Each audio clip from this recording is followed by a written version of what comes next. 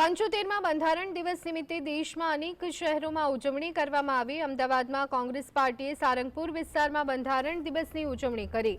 સારંગપુરમાં Baba Saheb આંબેડકરના statue પાસે બંધારણના આમુખનું વાંચન કરી અને લોકોએ પ્રતિજ્ઞા લીધી। દેશમાં લોકશાહી રહે અને ભાઈચારો યથાવત રહે તેવી પ્રતિજ્ઞા લેવાઈ। આ દરમિયાન શહેર કોંગ્રેસ પ્રમુખ હિંમતસિંહ પટેલ અને પાર્ટીના અન્ય કાર્યકર્તાઓએ પણ હાજરી આપી હતી। કાયદો અને વ્યવસ્થાની બીક અને ભય જે ગુનેગારોમાં હોવી જોઈએ નથી રહી।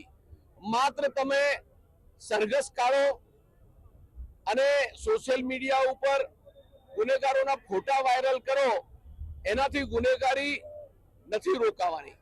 એના મૂળ સુધી આજે ગુનેગારો જે બેફામ બન્યા છે એ ગુનેગારોને શોધવા પડે, એના મૂળ સુધી જવું પડે અને જે માનસિકતા જે લોકોની જે બદલાઈ છે, જે રીતે બેફામ બન્યા છે, ક્યાંક ના ક્યાંક કાયદો અને વ્યવસ્થા તંત્ર એ તમામ રીતે નિષ્ફળ ગઈ છે।